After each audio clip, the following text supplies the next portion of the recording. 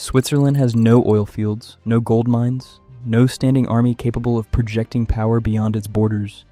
Yet this landlocked country controls 35% of global oil trade, 60% of metals, and half the world's grain transactions. None of these commodities ever touch Swiss soil. If every country is in debt and every resource is owned by someone else, who's actually holding the ledger? We're following the money to a place most people ignore, a country that became the world's invisible owner not through conquest, but through a legal architecture so precise that even superpowers can't dismantle it. But to understand how Switzerland became untouchable, we need to go back to 1934, when the world was falling apart. The Swiss Banking Act of 1934 wasn't passed to protect privacy. It was passed during the Great Depression, when governments were collapsing and fascism was rising across Europe. Switzerland, surrounded by chaos, needed a way to make itself indispensable. Article 47 of the Banking Act made violating banking secrecy a criminal offense, punishable by imprisonment. This wasn't a guideline, it was a law enforced by the state itself. Here's what made it different from every other country. Most nations had professional confidentiality between banker and client. Switzerland made it a crime to even ask. The law created a two-tier system. First, there was the civil obligation, the contract between banker and client. Second, there was the criminal penalty, enforced by Swiss judges, not foreign authorities. But the critical loophole was this: banking secrecy could only be lifted by a Swiss judge, and only for crimes recognized under Swiss law. This is where the system became a legal fortress. Tax evasion, failing to declare income, wasn't a crime in Switzerland. It was an administrative violation. So if a German citizen hid money in a Swiss bank to avoid taxes, Switzerland wouldn't assist. The crime didn't exist in Swiss law. Tax fraud, however, was different. If someone submitted forged documents, fake balance sheets, falsified invoices, that was a crime. Swiss courts could lift secrecy in those cases. But the burden of proof was entirely on the requesting country. During World War II, this distinction became critical. Nazi Germany deposited looted gold in Swiss banks. The 1934 Act meant no one could legally investigate where the gold came from. Swiss banks accepted it, knowing it was stolen, but the law prevented foreign authorities from proving it. After the war, the Allies tried to recover the gold. Switzerland argued that banking secrecy was a matter of domestic sovereignty. The investigation stalled. Most of the gold was never returned. The 1934 Banking Act didn't just protect depositors. It created a system where money could flow without friction and without accountability. Swiss banks became the only place in the world where capital could hide in plain sight, shielded by state enforcement rather than private discretion. Swiss banking secrecy can only be overridden by a Swiss court, and only under Swiss definitions of crime. This legal architecture didn't just make Switzerland a safe haven for money. It made Switzerland necessary, because once capital flows through a system protected by criminal law, removing that system becomes impossible without collapsing the flows themselves. The Basel Fortress. The 1934 Banking Act protected private money, but Switzerland's real power came from controlling something else entirely: the central banks themselves.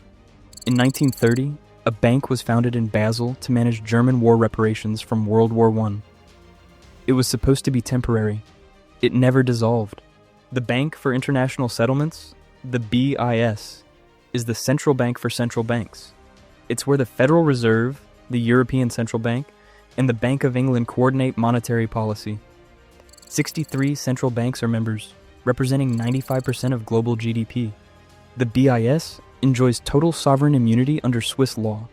No raids, no subpoenas, no arrests. Swiss police cannot enter the building without permission. Foreign governments cannot serve legal process on its staff. This isn't diplomatic immunity. Diplomats can be expelled. The BIS cannot. Its immunity is written into Swiss domestic law and reinforced by international treaty. Here's what that means in practice. The BIS sets global banking standards, the Basel Accords, that every country must follow to access international credit. If a nation's banks don't comply, they're cut off from the global financial system. But the BIS itself answers to no government. It's a private institution owned by its member central banks. Its meetings are closed, its decisions are binding, and it's physically located in Switzerland, protected by the same sovereign immunity that makes it legally untouchable. After the war, the Allies considered shutting down the BIS. By 1945, the BIS had become too embedded in the global financial system to remove. Shutting it down would have meant rebuilding the entire architecture of central bank coordination from scratch. So the BIS remained, and its immunity remained. Here's the modern implication. If Switzerland is the neutral ground for central banks, it's also the place where monetary policy is actually decided. Not in Washington, not in Brussels. In Basel, the Federal Reserve can announce interest rate changes. But the technical standards that determine how much capital banks must hold, how they calculate risk, and what assets they can use as collateral, those are set in Basel by the BIS. And those standards matter more than interest rates, because they determine who gets credit and who doesn't. They determine which countries can borrow and which can't. They determine the structure of the global financial system itself. Switzerland doesn't control this through force, it controls it through jurisdiction. The BIS is in Basel, because Basel is the only place where it can operate with absolute immunity. If it moved to London or New York, it would be subject to British or American law. In Switzerland, it's subject to no one. This is the second layer of Switzerland's invisible ownership. The 1934 Banking Act protected private capital. The BIS protects the system that creates capital. But Switzerland's invisibility isn't just about banking. It's about controlling the physical flow of resources themselves. How Switzerland owns what it doesn't touch. The Big Five, Vitol, Glencore, Trafigura, Gunvor, Mercuria, are names most people have never heard, but they move more resources than ExxonMobil. And they don't just trade commodities, they own the infrastructure. Glencore owns mines in the Democratic Republic of Congo. Trafigura owns oil storage facilities in Singapore. Vitol owns refineries in Europe and tanker fleets that move crude across 3 continents. In 2022, Glencore reported profits of 17 billion Swiss francs. That's 26 times its pre-pandemic average. The other traders followed the same pattern. Crisis is profitable when you control the bottleneck. Here's how the business model works. A Swiss trader buys oil from a producer in Angola. The oil never goes to Switzerland. It's loaded onto a tanker, shipped to India, and sold to a refinery. The transaction is invoiced through Geneva. The profit is booked in Zug. The oil is never Swiss, but the transaction is.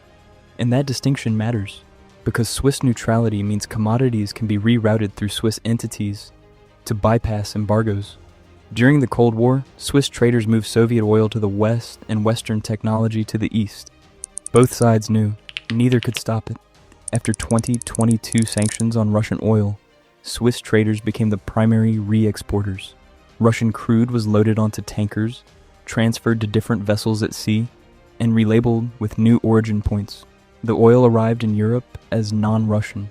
The Swiss traders invoiced the transactions. This isn't illegal under Swiss law. Switzerland isn't party to the sanctions. Swiss companies can trade with anyone as long as the commodities don't physically enter Switzerland. This creates a legal gray zone, because commodities never physically enter Switzerland. They aren't subject to the same scrutiny as financial assets. A Swiss bank holding Russian oligarch money can be investigated. A Swiss trader moving Russian oil cannot, because the oil never touched Swiss soil. For Switzerland, neutrality is a business model. It provides the infrastructure that allows trade to continue regardless of geopolitical conflict. During World War II, Switzerland traded with both the Allies and the Axis. After the war, it traded with both NATO and the Warsaw Pact. Today, it trades with both the United States and countries under US sanctions. Switzerland doesn't take sides, it takes transactions. And because the commodities never enter Switzerland, the transactions are invisible. There's no customs record, no border inspection, no physical evidence that Switzerland was involved at all. The only record is the invoice, and the invoice is protected by Swiss banking secrecy and corporate law. Unless a Swiss court orders disclosure under Swiss definitions of crime, the transaction remains hidden. This is the third layer of Switzerland's invisible ownership. The 1934 Banking Act protected private capital. The BIS protected the central banking system. The commodity traders protect the physical flow of resources. Switzerland doesn't own the oil, the grain, or the metals.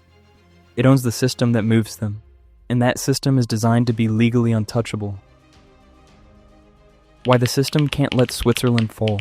Switzerland isn't militarily powerful, it's structurally necessary. If Swiss commodity traders stopped operating, global supply chains would freeze within weeks. The oil that powers Europe, the metals that build electronics, the grain that feeds populations, all of it flows through the Swiss ledger.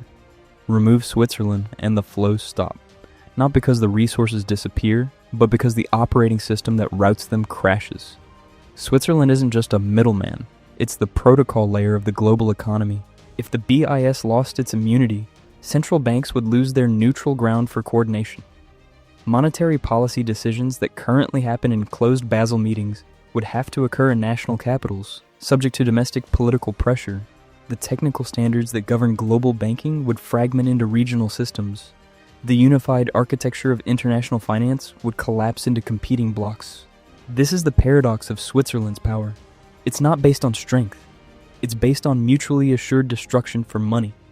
If Switzerland's legal protections collapse, every counterparty goes down with it. The derivative contracts held through Swiss entities, the collateral pledged through Basel standards, the commodity transactions invoiced through Geneva. They don't just disappear, they default simultaneously. The entire ledger freezes because there's no backup system. Switzerland isn't too big to fail. It's too embedded to replace without triggering systemic default. But that system is now under threat. De-dollarization and the rise of alternative financial architectures, BRICS payment systems, Shanghai gold and silver exchanges, bilateral currency swaps, threaten Swiss centrality. If countries can trade directly without routing transactions through Swiss entities, Switzerland's role as mandatory middleman disappears. The 1977 Agreement on Observance of Care and the 1982 SEC Memorandum of Understanding began chipping away at absolute secrecy.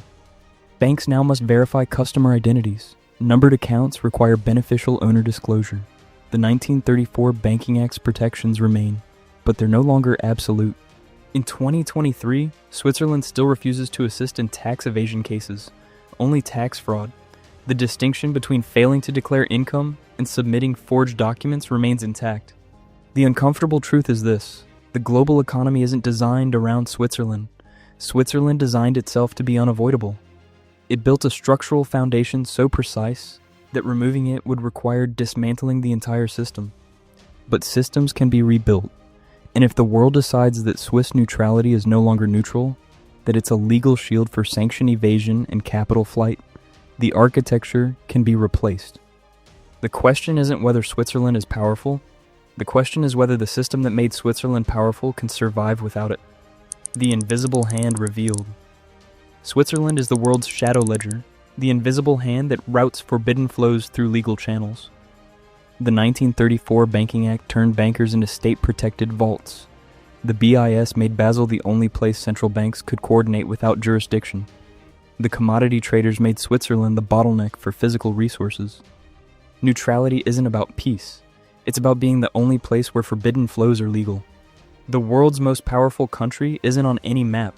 It's in the fine print of international law, a landlocked fortress built not from steel, but from statutes that even superpowers can't dismantle without collapsing the flows they depend on. You can't avoid the Swiss system, but you can understand it, and that's the first step to not being controlled by it.